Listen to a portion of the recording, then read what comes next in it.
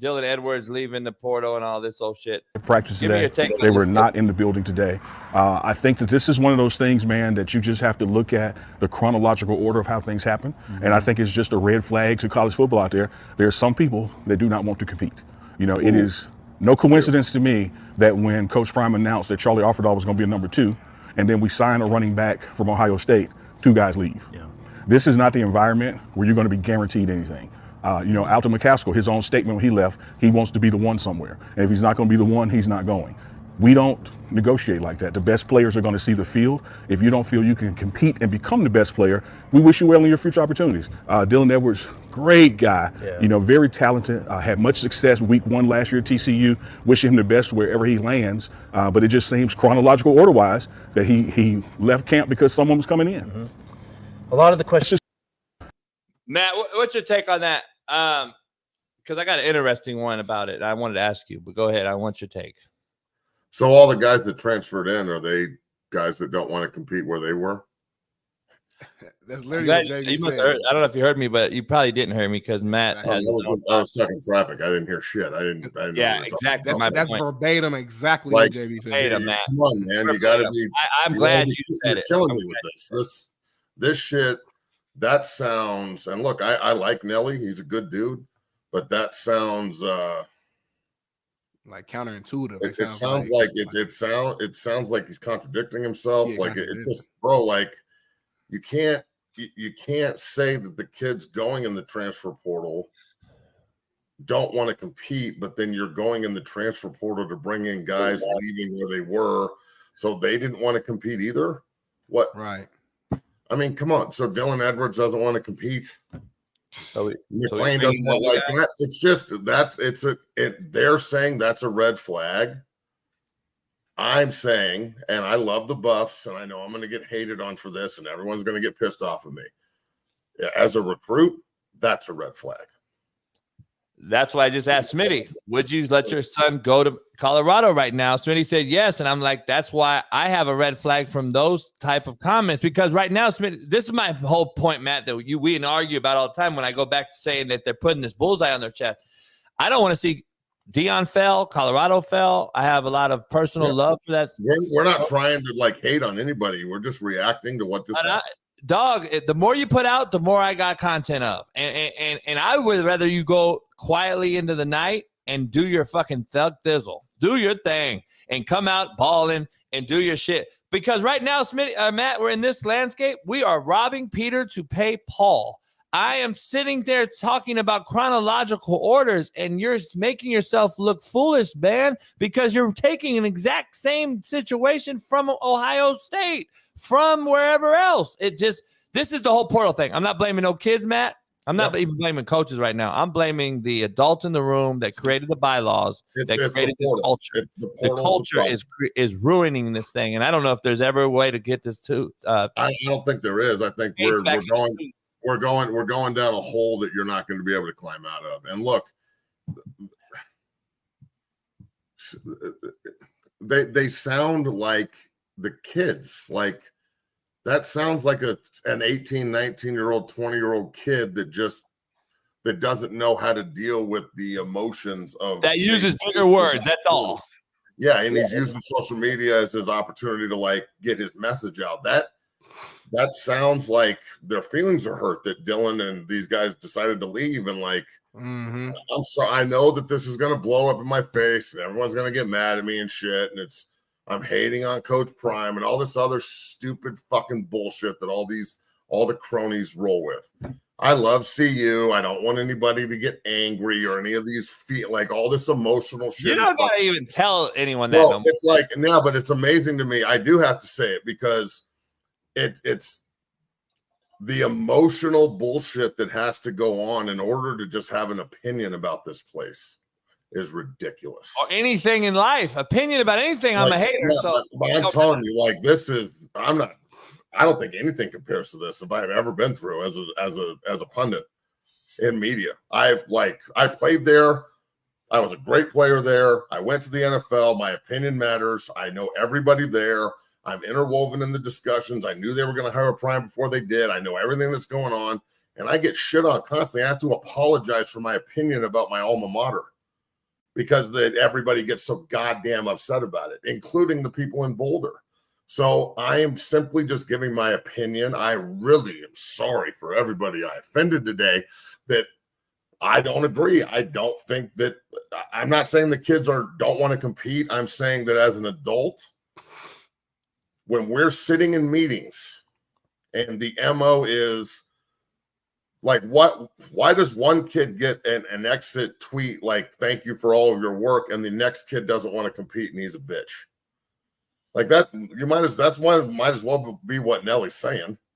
Like, chronological order, like these guys are pussies. That's why they left. They don't want to compete.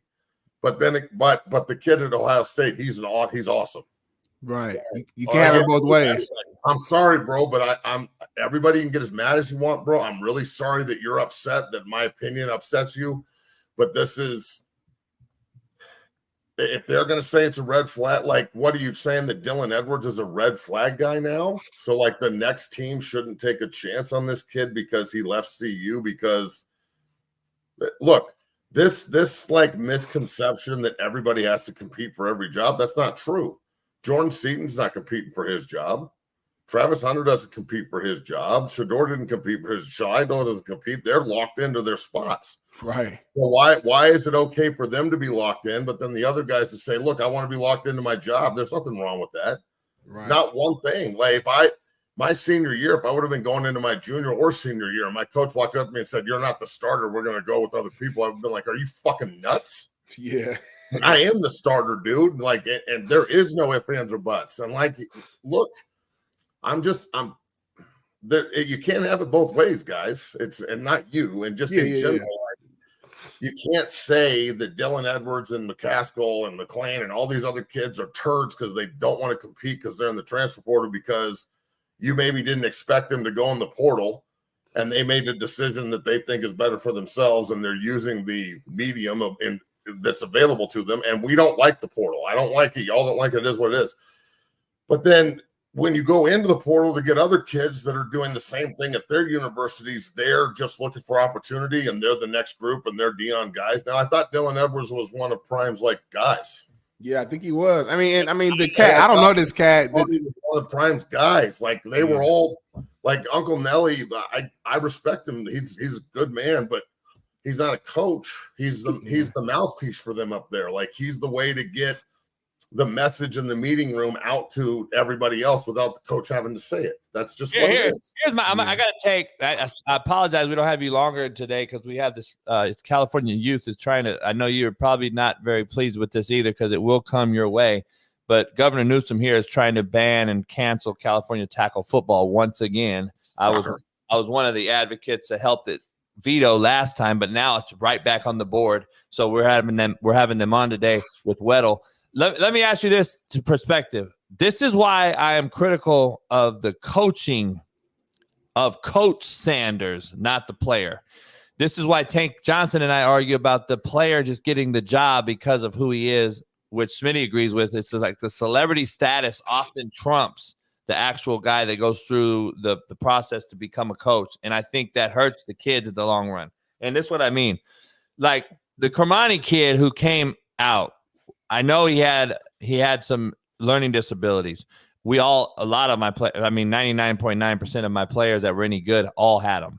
We all have them. Probably all three of us. Maybe Smitty don't. Smitty real articulate, smart.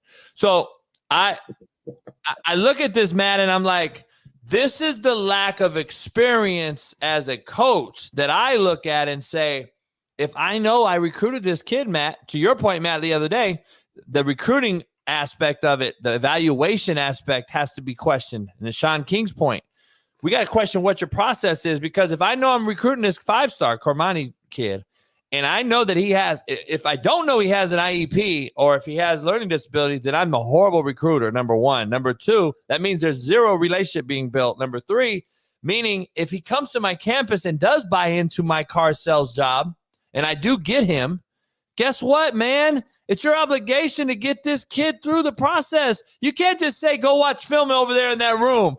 He's got a learning disability. You got to sit with the dude and get him through the process. You might have to hold his hand. You might have to take him to class. You might have to help him with his homework. You might have to pick him up, drop him off. And this ain't no shot at this ain't a shot at Prime. This is a shot at telling everybody out there who have anointed him to say, hold on, dog. This is a process. Coaching takes years to master, years. And it's a bump in the road. Every year you go into a new year as a new season. I mean, it's a year that goes by that you've learned more about that season. And now I'm getting better as a coach. It's not going to happen in 2 years, though. Like, this is his going on to his fourth real football coaching year.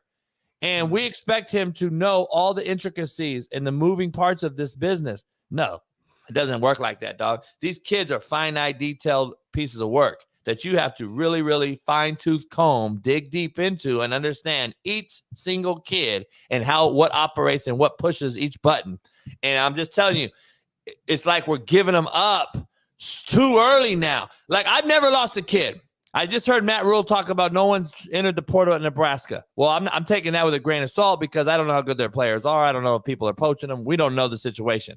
All I know is, like, each kid is very, very intricate in how they operate. And, like, it's the mama, the auntie, the grandma, who's running the show, what's the kids pushing the button. Like, I just think now that the system, Matt, has created a culture to where we're just saying, fucking throw them out. We got new fish coming into the boat, and it's the same shit. It's robbing Peter to pay Paul. I just don't know if we can blame anyone anymore. Coach, player, anyone. I just think the NCAA and college football have failed the players on a monumental level with this. This is unbelievable. And you know what? This is the way you guys want to play. This is what you get.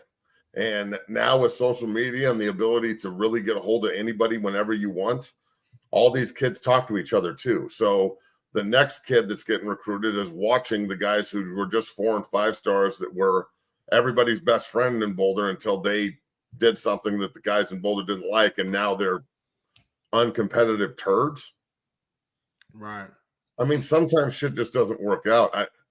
Look, man, I never wanted a job handed to me. I have no problem competing, but at the same time, if I played in the transfer portal era, getting in trouble or getting kicked out of school or something, I guarantee you I wouldn't have finished at CU because I got suspended in the middle of my career and had to go home for 6 months. So, like, that would have been straight to the transfer portal. It's just what it is. So I don't know the answer to this anymore, bro, and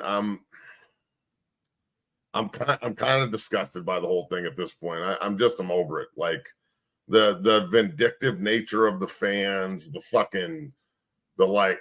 that nobody really listens to anything. They're just, everybody's so goddamn like tribal with everything that's going on right now. It's just, bro, they're too. There's a video I saw with Warren Sapp basically talking to the team, and they just wouldn't shut the fuck up. Like, they wouldn't even let the man talk.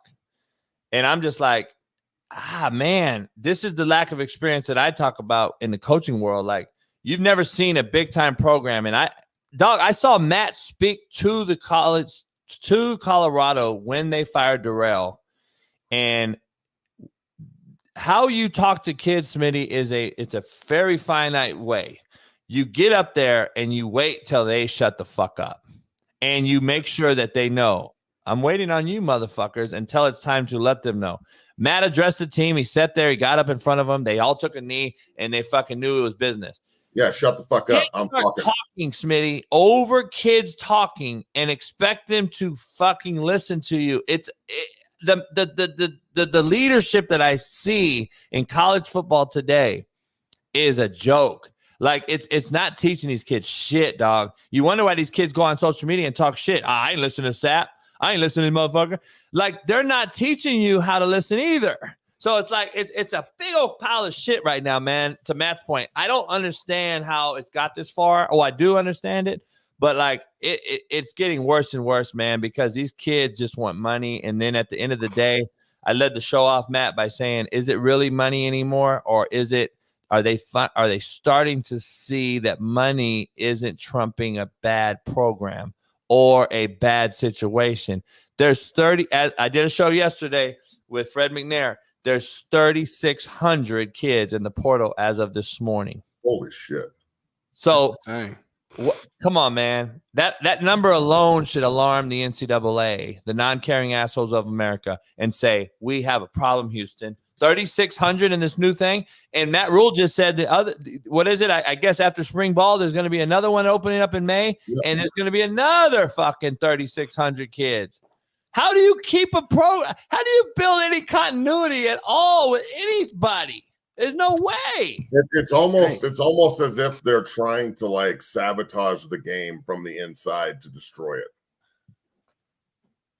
I understand that everybody needs to get paid. There's other ways to do it than this. Your players are not your friends. You're the coach. I had Coach Walters on yesterday from Purdue, the head man.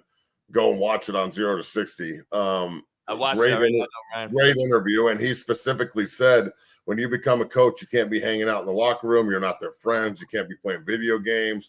You can't talk to them like they're your boys. There has to be a split between coach and player. They have to understand that you can't toe this line. You shouldn't come in my office, Matt. You shouldn't walk in my fucking office. No, you need to knock first. Unless there's you need to make an appointment, and don't call me dog or bro. And let's not fucking dap it up like we're homeboys. Let's shake hands. Let's like have some communication. Let's earn that other part of it. You know what I'm saying? Like, I'll be your best friend when you go in the first round, homie. Like, let's be real.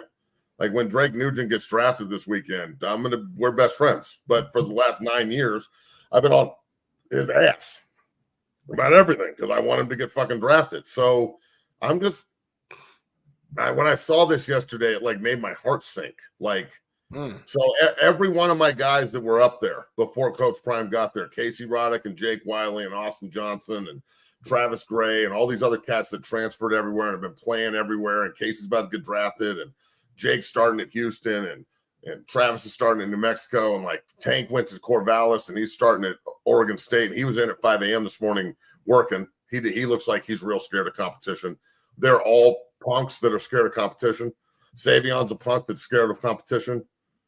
I wonder if Travis Hunter leaves early for the draft, is he scared of competition, or is he taking advantage of another opportunity?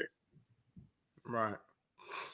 It really bothered me, and I'm sure everybody's going to get super pissed off at me about it.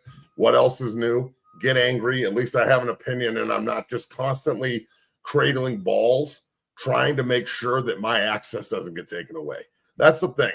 And I'm going to say it, and I haven't said this before, and I'm going to say it now. And I don't really give a shit. I'm over it. There's a lot of people in Boulder that are just riding coattails and are so scared to say anything or do anything that offends anyone up there or has a different opinion. It doesn't even have to be offensive, just a simple difference of opinion. They are so scared to offend anybody or get on the other side of like the fence that they will literally back up anything and everything and sound like absolute homers. Like, that's not your job in the media. It's not your job in the media to be their friend. It's your job in the media to report what's going on. The media is failing. I'm over this, dog. Like, we can all go in the right direction and get shit done and win and be a big family and have criticism and constructive arguments, and like there's ways to clash and move forward. It doesn't just need to be like one way, the highway, or just like if you say anything that offends, you're out. If you say anything that contradicts, you're out. If you do anything for yourself, you're out. But if you do it our way, you're in. Like, it's just, I'm torn. I'm really torn about that. Listen, you don't got to say shit. Here's the bottom line. 75% of the people you're discussing will be gone after Deion Sanders and that regime is gone. You will still be there. That's maybe everyone. They don't get it.